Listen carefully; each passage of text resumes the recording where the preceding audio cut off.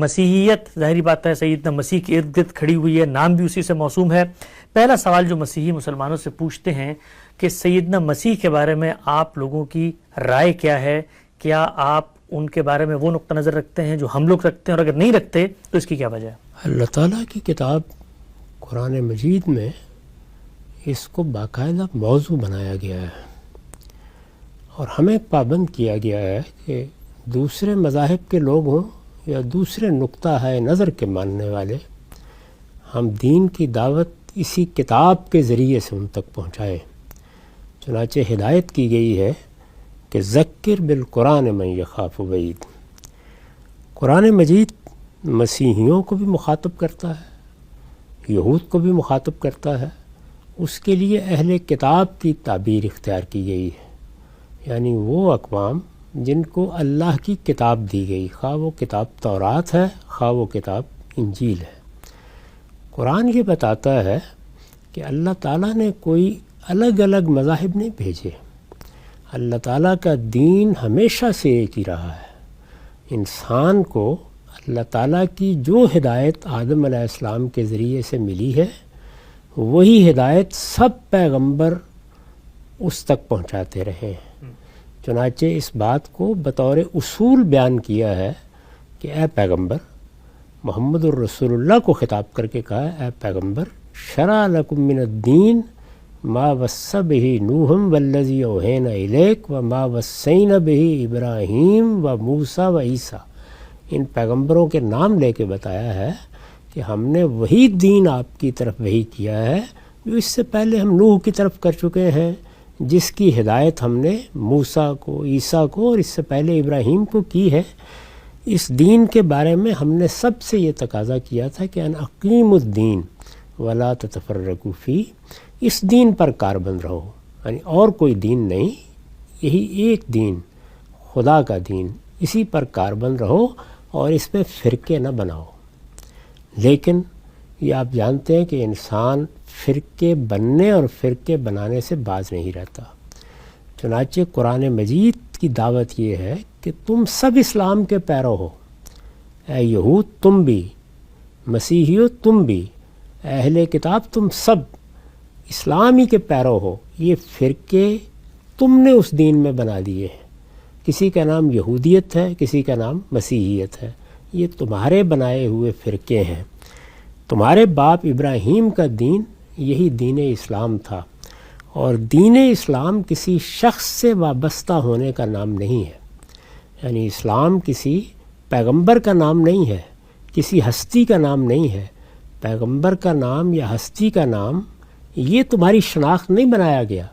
بلکہ اللہ تعالیٰ کے ساتھ یہ رابطہ ہو جائے کہ وہ میرا پروردگار ہے اور میں نے اپنی مرضی کو اس کے تابع کر دیا ہے۔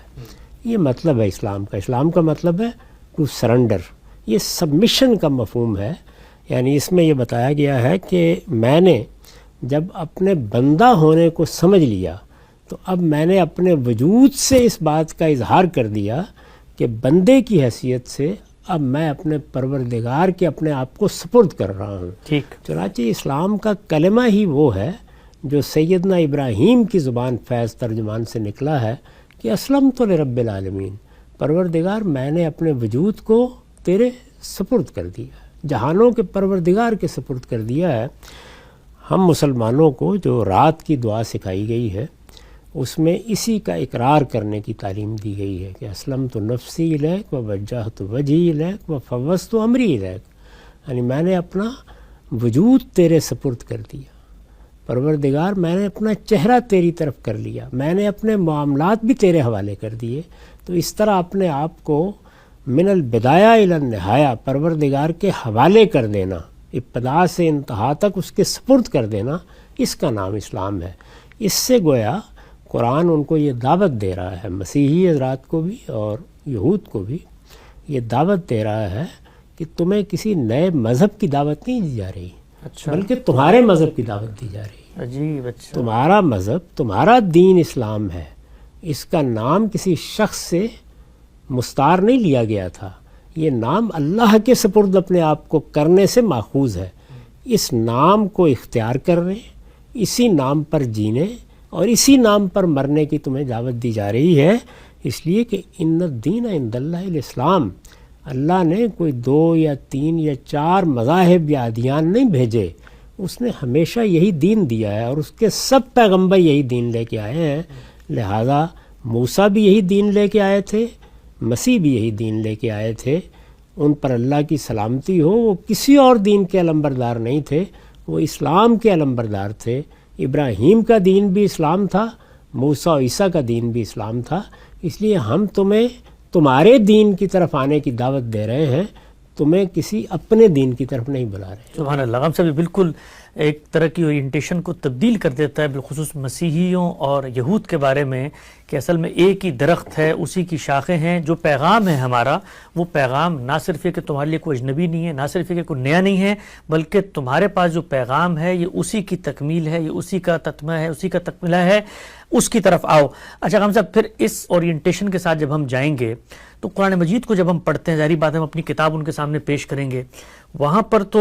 جو قرآن مجید جس طریقے سے گفتگو کر رہا ہے، معاملات کر رہا ہے، مخاطب کر رہا ہے، بھئی یہود تمہارے دوست نہیں ہو سکتے قیامت تک جب تک کہ تم ان کی ملت کی پیروی نہ کرو، اہل کتاب کے بارے میں جنگوں کی بات کی گئی ہے۔ تو یہ جو پورا آپ کا بیان ہے، اور جو قرآن مجید جس طریقے سے ان کو مخاطب کرتا ہے، بات چیت کرتا ہے، اور ان کے ساتھ معاملات کرتا ہے، اور جو پھر پیغمبر نے کیے، وہ ایک دو بالکل مختلف تصاویر سامنے رکھتی ہیں، تو ان دونوں کو کیسے آپ ملا سکتے ہیں؟ قرآن مجید بالکل اس طرح سے بات نہیں کرتا۔ قرآن مجید کی تو آپ پہلی سورہ ہی جب کھولتے ہیں فاتحہ کے بعد،